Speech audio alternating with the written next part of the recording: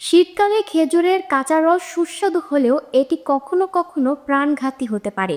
বিশেষ করে বাদুড়ের মাধ্যমে নিপাহ ভাইরাস সংক্রমণের ঝুঁকি থাকে। তাই চিকিৎসকরা সতর্ক করে বলছেন, কাঁচা রস না খেয়ে ভালোভাবে ফুটিয়ে বা গুড় হিসেবে গ্রহণ করুন। বিস্তারিত দেখুন প্রতিবেদনে।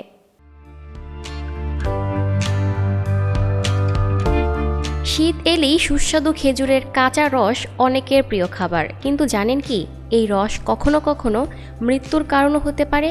বিষয়টি অত্যন্ত গুরুত্বপূর্ণ, বিশেষ করে বাংলাদেশে। দেখে নিন কখন খেজুরের রস প্রাণঘাতী হতে পারে। বাদুড়ের মাধ্যমে নিপাহ ভাইরাস সংক্রমণ। খেজুরের রস সংগ্রহের সময় গাছে ঝুলিয়ে রাখা হাঁড়িতে বাদুড় মুখ লাগায়, লালা বা মলমূত্র ফেলে। এই দূষিত কাঁচা রস পান করলে শরীরে ঢুকে পড়তে পারে নিপাহ ভাইরাস। নিপাহ ভাইরাস অত্যন্ত মারাত্মক। এতে হতে পারে তীব্র জ্বর, মাথা ব্যথা, বমি, শ্বাসকষ্ট, খিঁচুনি, মস্তিষ্কে প্রদাহ, এমনকি মৃত্যুও। কাঁচা রস ফোটানো না হলে ঝুঁকি বেশি। খেজুরের রস ফোটানো ছাড়া কাঁচা অবস্থায় খেলে ভাইরাস বেঁচে থাকে। ফোটালে ভাইরাস নষ্ট হয়, কিন্তু কাঁচা রসে ঝুঁকি বহুগুণ বেড়ে যায়।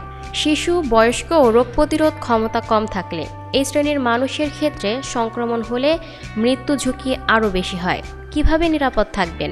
কাঁচা খেজুরের রস পান করবেন না, ভালোভাবে ফুটিয়ে বা গুড় বানিয়ে খাবেন। রস সংগ্রহের হাঁড়ি ঢেকে রাখার ব্যবস্থা থাকতে হবে। শিশুদের কাঁচা রস একেবারেই না দেয়া ভালো। Lucky Akter, up to date news, Dhaka.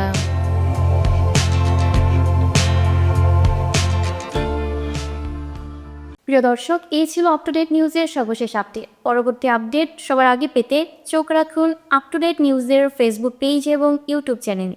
ধন্যবাদ।